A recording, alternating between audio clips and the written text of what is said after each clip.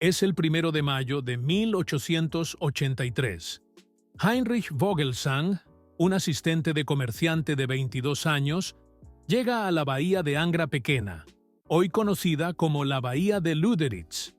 En nombre de su empleador, Adolf Lüderitz, cierra un trato que cambiará para siempre a Alemania y al África Occidental. Compra toda la bahía junto con 5 millas de tierra interior al pueblo Nama, por solo 200 rifles antiguos y 100 libras inglesas. Un trato realmente favorable. Pero incluso esto parece no ser suficiente. Con un astuto truco, Vogelsang logra aumentar el territorio 16 veces. Muy pronto, este se expande hasta abarcar un área 1,5 veces más grande que todo el imperio alemán.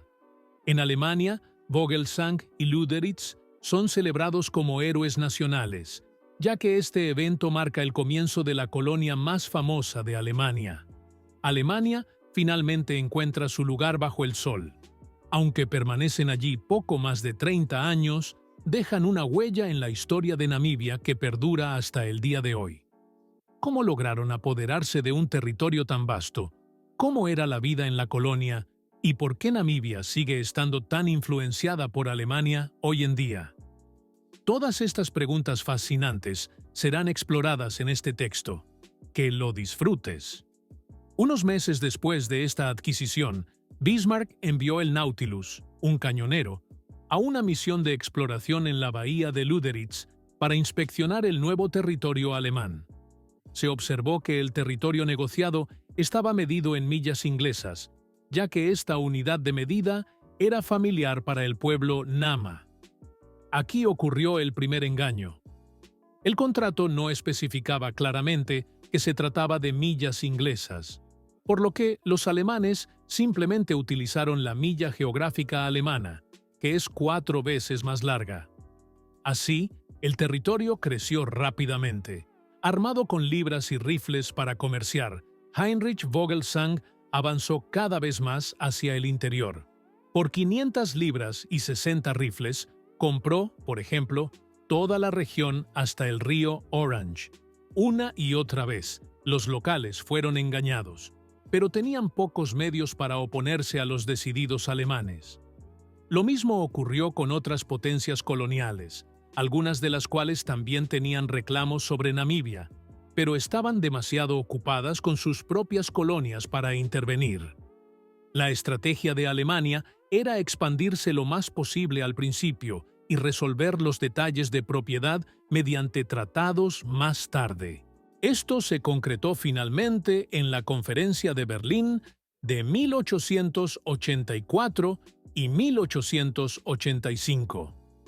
Todas las grandes potencias coloniales estuvieron presentes, pero no hubo representantes africanos. Una de las resoluciones centrales fue el principio de ocupación efectiva, que establecía que una potencia colonial debía ejercer un control real sobre un territorio para poder reclamarlo. Así, el área se convirtió en un protectorado del Imperio Alemán, llamado África del Sudoeste Alemana. La frontera norte con Angola se negoció con los portugueses y la frontera con la Colonia del Cabo, con los británicos. En 1890, entró en vigor el Tratado Heligoland-Zanzíbar entre Alemania y el Reino Unido. Alemania cedió Zanzíbar, hoy parte de Tanzania, y a cambio recibió la isla de Heligoland y la franja de Caprivi. Por eso las fronteras actuales de Namibia tienen una forma tan inusual, aunque este tema merece un análisis aparte. El África del Sudoeste alemana alcanzó su tamaño máximo, y los alemanes comenzaron a establecer una administración colonial. La piedra angular de esta administración fue la fortaleza Groot-Windhoek, que más tarde se convirtió en la actual capital de Namibia, Windhoek. Se fundaron varias organizaciones, como la Asociación Colonial Alemana y la Sociedad Colonial Alemana, que apoyaron financieramente la colonización alemana en el sudoeste africano. Gracias a esto, el número de emigrantes creció constantemente. En 1903 vivían aproximadamente 2.000 alemanes en el África del Sudoeste. En 1909, aproximadamente 9.000, y en 1914, aproximadamente 14.800. Sin embargo, estas cifras estaban por debajo de las expectativas. El principal problema eran las duras condiciones del árido suroeste de África. Namibia es en su mayoría un desierto y sigue siendo uno de los países menos densamente poblados del mundo. Había poco espacio para una agricultura efectiva y la mayoría de los emigrantes llegaban solo en busca de oro rápido. Los recursos limitados del país llevaron rápidamente a conflictos entre los nuevos colonos y la población local. En respuesta, el Imperio Alemán creó la Tropa de Protección Alemana, una unidad militar encargada de defender los intereses alemanes y reprimir sistemáticamente cualquier resistencia a la administración colonial. En su apogeo, esta tropa contaba con aproximadamente 15.000 soldados y aplicaba la política de tierra quemada. A menudo se disparaba más de lo necesario. El conflicto entre los alemanes y los dos grupos indígenas más grandes, los Nama y los Herero, se intensificó cada vez más. En 1904, estalló una rebelión abierta. Berlín envió un cuerpo expedicionario para apoyar a la tropa de protección. Estallaron feroces combates y gran parte de las poblaciones Herero y Nama murieron en las batallas debido a enfermedades o en trabajos forzados. Entre 1904 y 1908, se estima que murieron aproximadamente 70.000 personas durante la represión de los levantamientos de los Herero y los Nama. Los historiadores califican estos eventos como un genocidio. Sin embargo, no fue hasta 2015 cuando el gobierno alemán reconoció oficialmente estos crímenes como genocidio. Desde entonces, se han llevado a cabo negociaciones sobre reparaciones, que también incluyen numerosos objetos de arte robados que hoy se encuentran en museos e instituciones de investigación.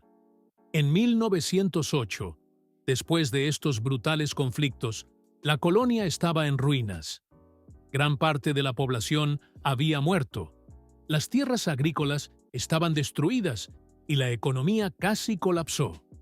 Sin embargo, ese mismo año se descubrieron los primeros diamantes. Este descubrimiento desató una verdadera fiebre del oro en la colonia. Todos querían probar suerte para hacerse ricos rápidamente. La colonia se benefició enormemente de esto. Para 1914 se habían extraído diamantes por un valor de más de 150 millones de marcos del imperio. Y un impuesto introducido en 1912 también generó ingresos adicionales para la administración colonial. Parecía que la colonia finalmente se estaba volviendo rentable y podía mantenerse por sí misma. Pero en 1914 ocurrió un gran cambio. Estalló la Primera Guerra Mundial. La Unión Sudafricana, como miembro del Imperio Británico, declaró inmediatamente la guerra al Imperio Alemán. Los alemanes estaban desesperadamente superados en número, tanto en tropas como en equipamiento. Incluso con reservistas, voluntarios y tropas auxiliares locales, el ejército alemán contaba con solo 5.000 hombres, frente a un ejército sudafricano de más de 43.000 soldados. La colonia fue invadida, y el 9 de julio de 1915, la guerra terminó con la rendición de la tropa de protección. Según el Tratado de Versalles, la colonia fue puesta bajo la administración de la Unión Sudafricana. El África Occidental alemana quedó en la historia. Sin embargo, incluso hoy, más de 100 años después, se pueden encontrar numerosas huellas alemanas. Por ejemplo, el idioma alemán sigue desempeñando un papel importante. Hasta la independencia de Namibia, en 1990, el alemán fue un idioma oficial junto con el afrikaans y el inglés. Muchas personas mayores aún hablan alemán como lengua materna, y entre las generaciones más jóvenes, algunos lo aprenden como lengua extranjera. Varias escuelas ofrecen clases de alemán. Además de la educación, El alemán también está presente en los medios namibios. Existen periódicos y emisoras de radio en alemán, que son fuentes importantes de información para la comunidad germanoparlante, los turistas y los estudiantes de alemán. En cuanto a la arquitectura, la influencia alemana es visible en todas partes. Un ejemplo destacado es la Iglesia de Cristo, consagrada a principios del siglo XX y ahora considerada un monumento nacional. Aún se celebran servicios religiosos en alemán allí. En ciudades como Lüderitz y Swakopmund, a menudo llamada la joya alemana, se pueden encontrar numerosos edificios de estilo alemán. Los coloridos edificios de estilo Art Nouveau, que parecen decorados de cine, son especialmente conocidos. Las tradiciones y festivales alemanes también están presentes.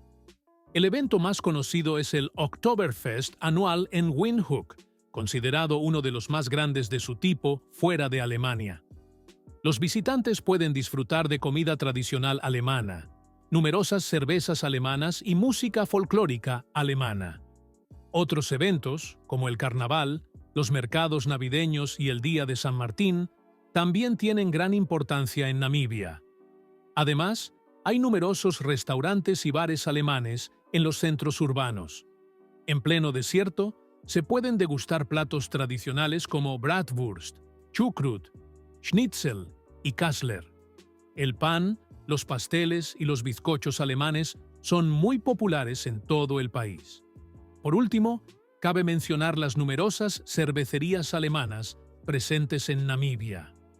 Hoy en día, los diversos grupos étnicos de Namibia conviven en su mayoría en paz. El país es considerado uno de los más pacíficos de África. Se beneficia de una democracia estable, un Estado de Derecho funcional y un desarrollo económico relativamente bueno en comparación con los estándares africanos. El turismo es uno de los pilares principales de la economía, y Namibia se está convirtiendo en un destino cada vez más popular, especialmente entre los alemanes.